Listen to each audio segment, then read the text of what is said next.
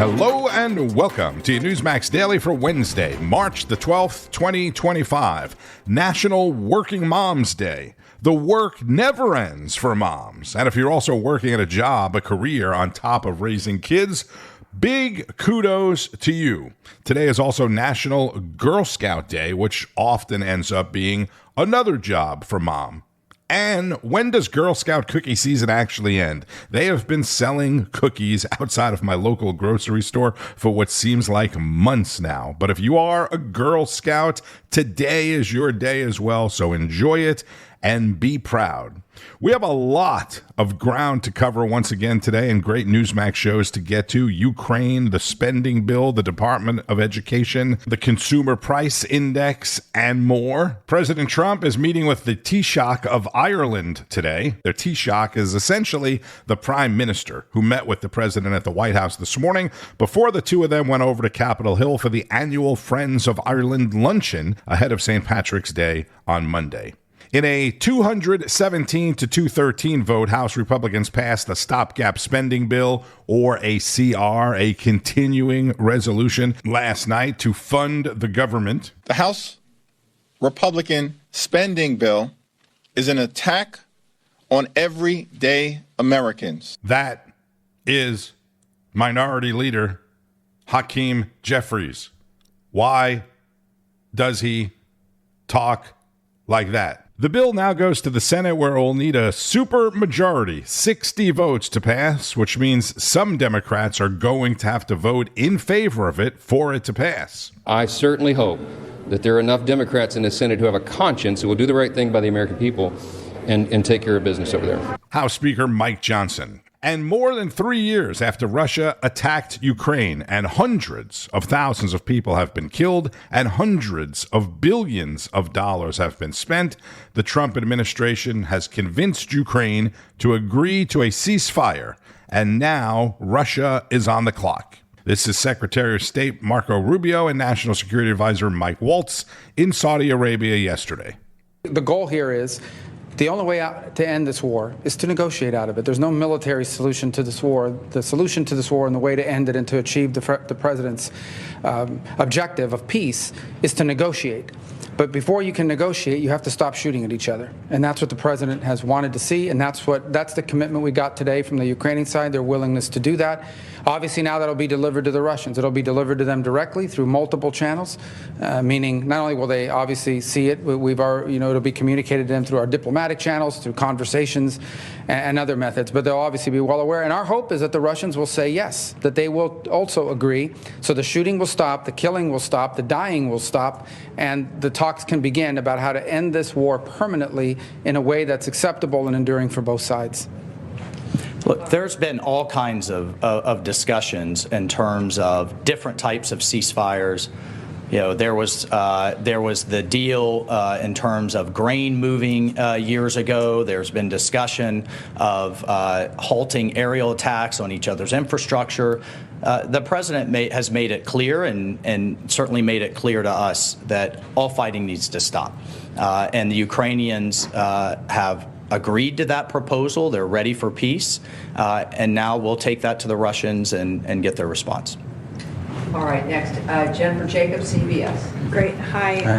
Are you expecting any goodwill gestures from Russia? Do you have a deadline in mind for when you're hoping for them to reciprocate on that? Those two things. Well, we're going to take the offer to them. We're going to tell them this is what's on the table. Ukraine is ready to stop shooting and start talking. And now it'll be up to them to say yes or no. I hope they're going to say yes, and if they do, then I think we made great progress. If they say no, then we'll unfortunately know what the impediment is to peace here.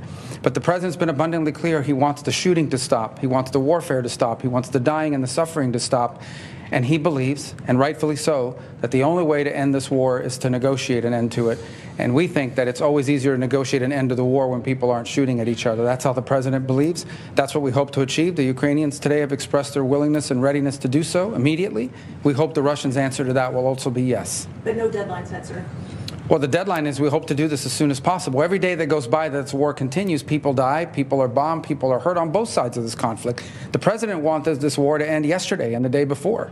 The president's been clear he wants peace, and so we wanted to see it as soon as possible. So our hope is that the Russians will answer yes as quickly as possible so we can get to the second phase of this, which is real negotiations, not never-ending dialogue, talk forever, but real negotiations to end this conflict in a way that's acceptable to both sides, sustainable, and that ensures the stability and security of Ukraine for the long term.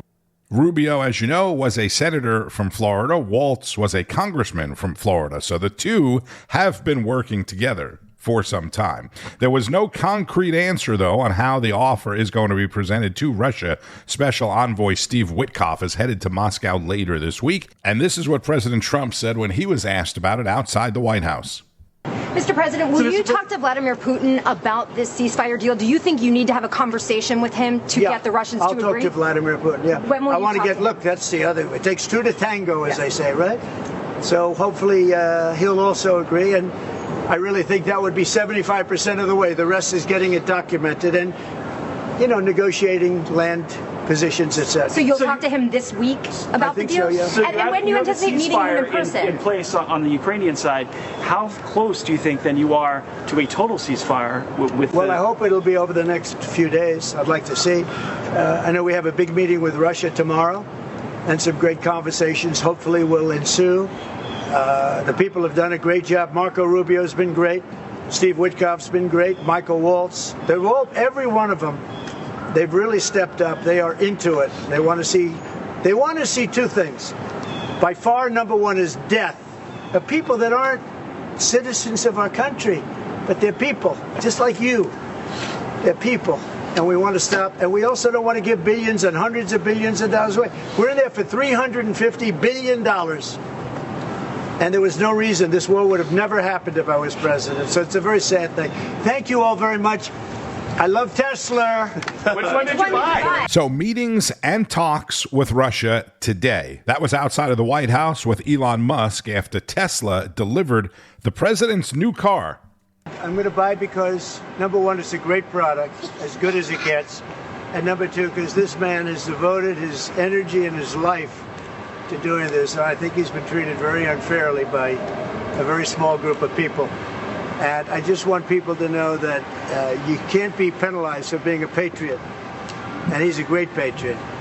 And he's also done an incredible job with Tesla. And I mean, nobody else has a car company started up in the last 30 years that's been successful. I don't think so. And not only successful, but super successful. And because he's able to find billions and billions and billions of dollars of fraud and waste and all of the things. I mean, our country is going to be very strong very soon because of a lot of the things that he's done and a lot of the things that I'm doing.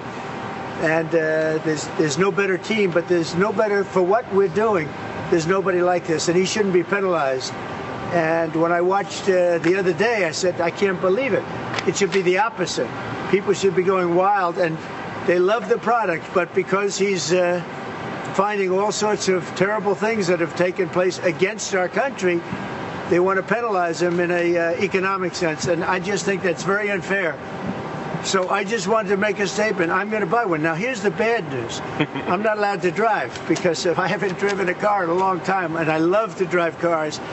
But I'm going to have it at the White House, and I'm going to let my staff use it. I'm going to let people at the place use it.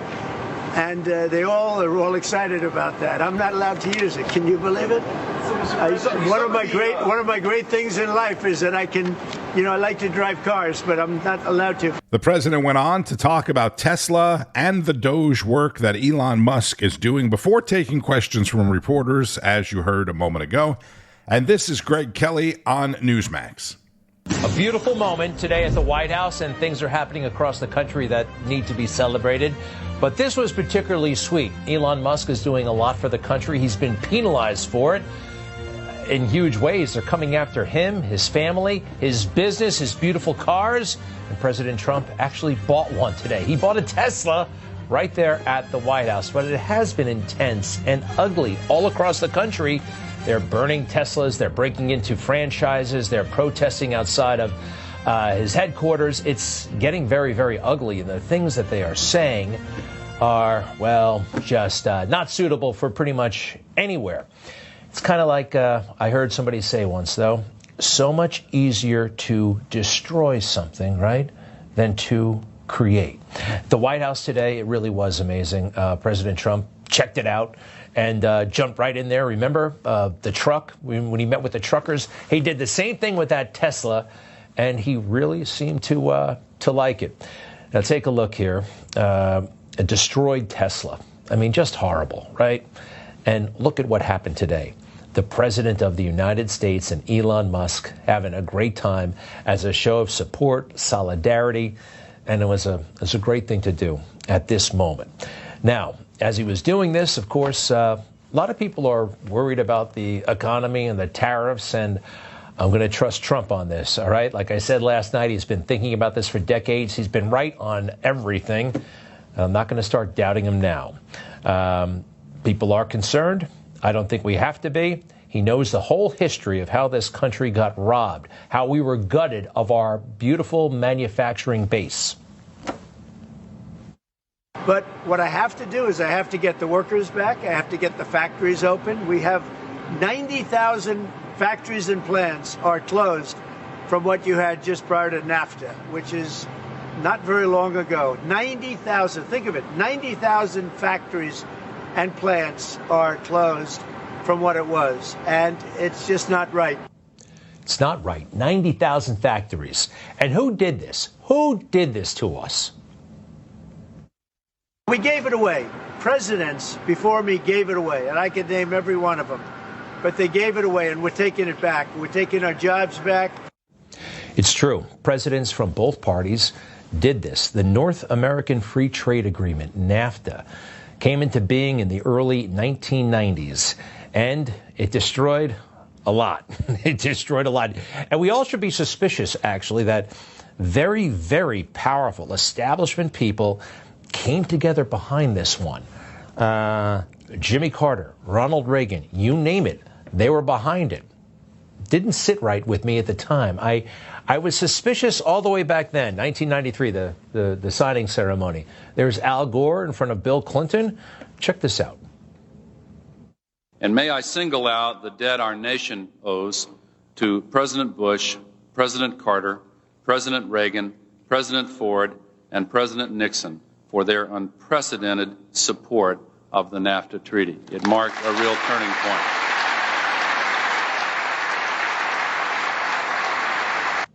Well, here's the thing about an ex-president of the United States, a typical ex-president of the United States. They're in it for the money, right? The speeches, the deals, the arrangements they make globally. You know how much time that George H.W. Bush spent in Saudi Arabia post-presidency? A lot. They all did, and they start thinking more about their financial portfolio than America's. And there they all are at the signing ceremony. Something, well, globalist anybody, right? It's a globalist deal. More from President Trump. And markets are going to go up and they're going to go down. Yeah. But you know what? We have to rebuild our country. Our country has been stripped of its jobs, of its factories. And I'm tired of seeing where they build apartments, cheap apartments in an old broken down factory. But you have factories all over the place that are empty from many decades ago. And we're going to change it around. And it's all taxing policy. You know, it's really a policy because we have great workers, great people. It's really a policy of taxing and incentives. Taxes and incentives. And I want those jobs back, don't you? Numerous plants in Mexico and other places that were under construction or soon to be under construction are now coming here, and they've dropped that because it was unfair what was happening. Mexico, they were building cars. They were selling them into the United States with no tax, no nothing. And in the United States, we were allowing them to take our jobs and take our factories, and we don't do that anymore. So amazing that he's there, that he's the president of the United States, so uniquely qualified and suited, unlike any president ever before. And how about that? How about making stuff in America again? Greg Kelly is the host of Greg Kelly Reports, 9 p.m. Eastern on Newsmax. And right before that, Rob Finnerty, host of Finnerty, went to the source on the tariff war with the Premier of Ontario, Doug Ford, who has now backed off higher tariffs against the United States. What happened today? And I'm just wondering, because this morning there were tariffs going both ways, and those have been paused. I'm wondering if someone who maybe outranks you, maybe the prime minister, did someone tell you to back off? What happened? No one told me to back off. I called a compromise. When there's a fever pitch in any negotiation I've ever been in, business or in politics, I think cooler heads have to prevail. And that's exactly what happened today. I appreciate Secretary Lutnick reaching out to me, sending an olive branch over, and I respect that. And I look forward to sitting down with them on Thursday. And let's move forward, because right now there's uncertainty everywhere. Markets tumbled over $4 trillion, and inflation's going up. People will be unemployed.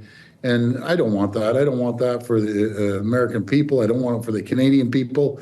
We need to sit down and start negotiating this USMCA as quickly as possible. And I can tell you, Robert, Canada is not the problem. I'll tell you the problem is China. And I mentioned that to the Secretary.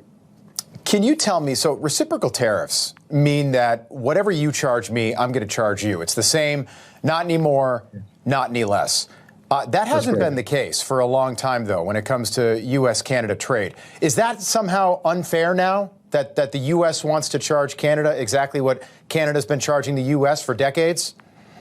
Well, let's just remember, Robert, it was President Trump that put this deal together. I was part of that deal, and it was the greatest deal ever. Now, maybe he's changed his mind. That's fine.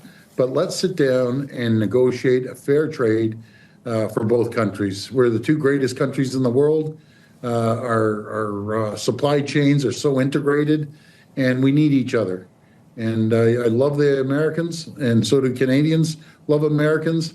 And we just need to move forward and keep an eye on all our other foes around the world that don't see eye to eye or share our values.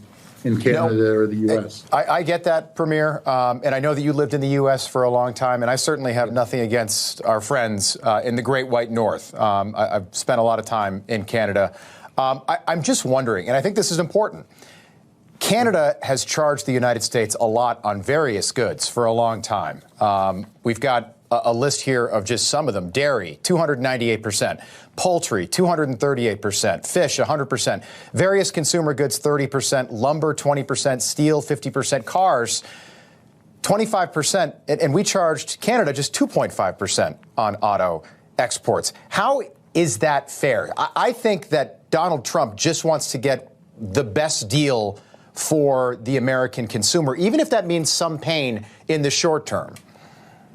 Well, let me tell you the real facts here, Robert. The real facts are, take our oil, the 4.3 million barrels that we ship down to keep the economy going in the U.S., take that off the balance sheet. The U.S. has a $56 billion surplus on services and manufacturing. And if they want to sit down and negotiate, by all means, let's sit down at the table. Let's move forward. Let's give the market certainty, and let's prosper together. That's what I believe in, building an AMCAN fortress, an American-Canadian fortress. Yep. Put a ring around that and protect us from China. Yeah, you said this was an unprovoked attack on Canada. Can you explain that? Well, when I say an unprovoked attack, I'd never think in a million years we'd be in this situation. And to be very frank, a lot of Republican elected officials down there, staunch supporters of President Trump, caught him off guard, to be very frank.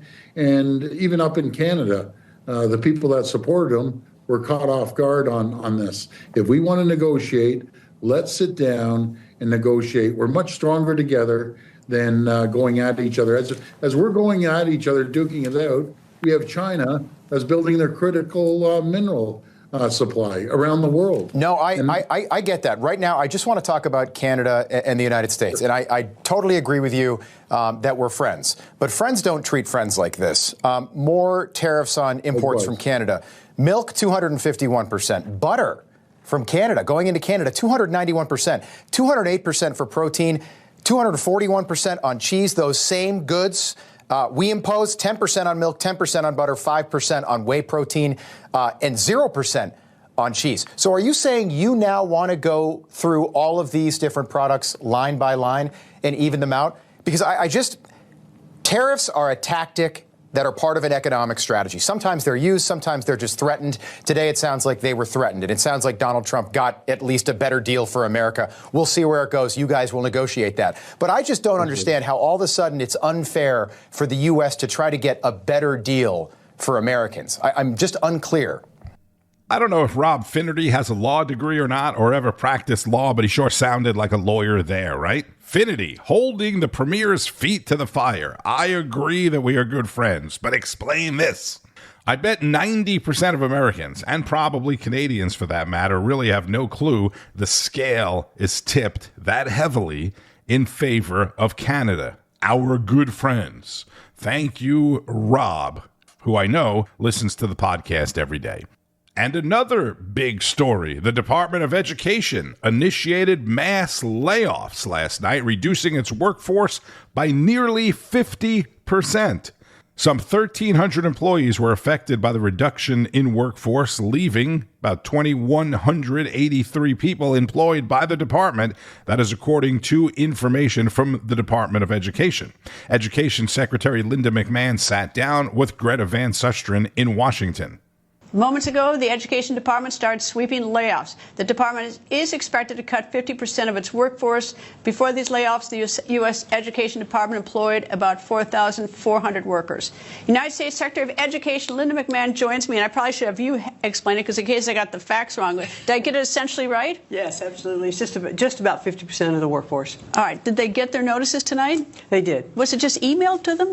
Well, it was emailed. Yes, we wanted to make sure that everybody got it, before they left. But their department heads and everyone we met with this afternoon, both career folks and political folks, to fully discuss with them, to explain. I've done restructuring the private sector, and as humanitarian as you want to make it for those folks who are leaving, it's always difficult. That's what I was going to ask you about, because I've been fired once, and it is really tough. Now, these people go home to their children and say, we don't have a job, but whatever. But are they getting? Is there any sort of are they getting any money for a while? Because earlier was planned to pay some until September. Is there anything that they get, or is they cut off? No, they're getting 90 days of paid leave, and then after that, their severance packages, which is complete and commensurate with what other government layoffs would be, and that is that they get a week's pay for every year.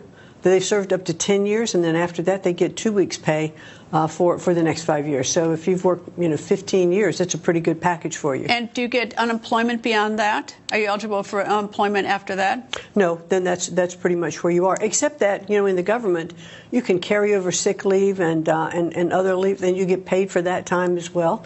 So it's compared to the private sector, it's a pretty generous package. I imagine as much as it's part of the president's agenda, and I realize everyone who goes into the cabinet and into the government with a new administration does it because it believes in the president's agenda. But it must be tough.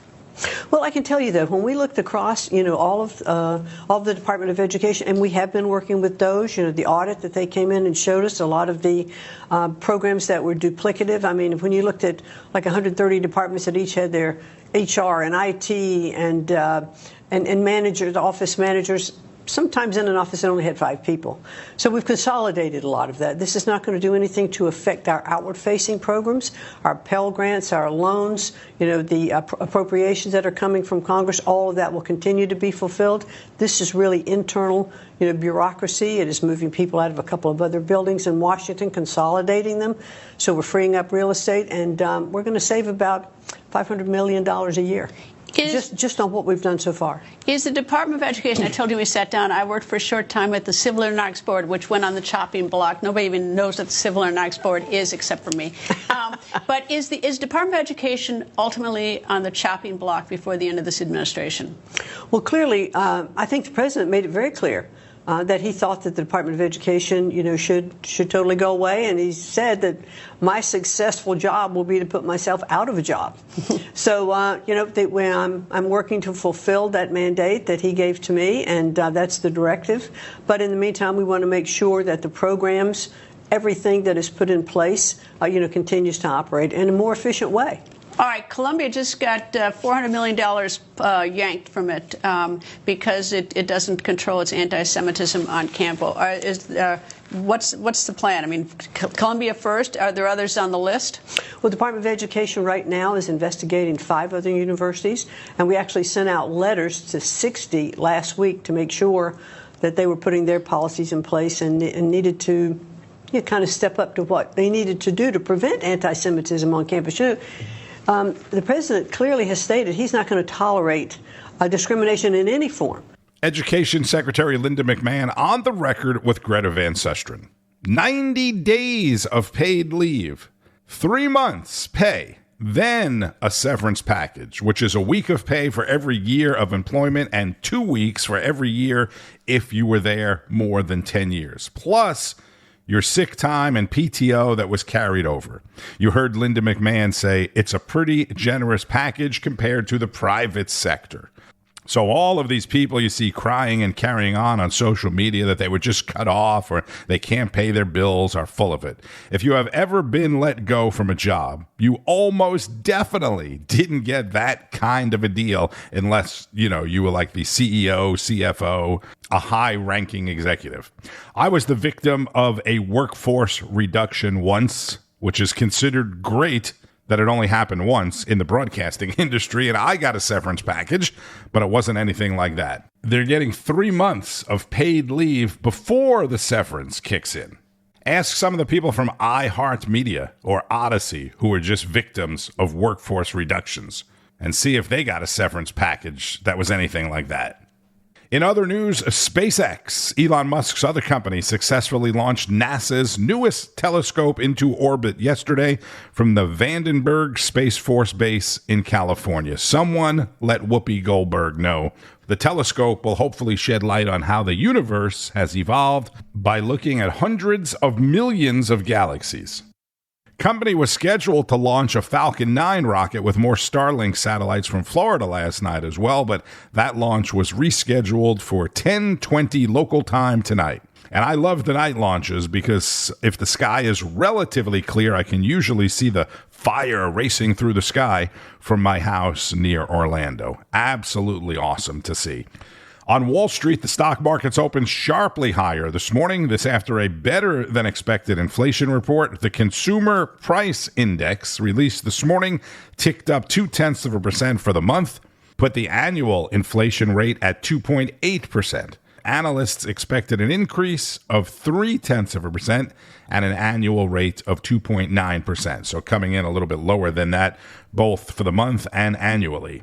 So there's big happenings at the White House. There's big happenings on Capitol Hill. There's big happenings overseas. Make sure you keep up with all of the news and breaking developments throughout the day, each and every day on Newsmax, N2, and at Newsmax.com. It all begins each and every morning with Wake Up America, followed by National Report, Bianca De La Garza on Newsline, all the way through Rob Schmidt tonight, Finnerty, Greg Kelly reports, and so much more with fantastic analysis from people like foreign policy expert Fred Fleitz, Senator Rick Santorum, Professor Dershowitz, Judge Napolitano, and many, many others.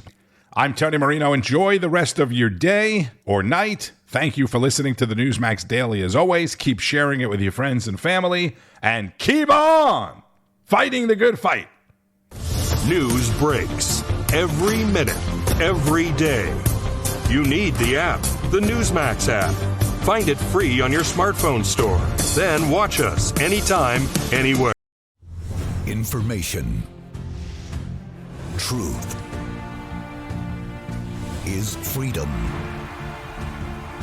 Is Newsmax.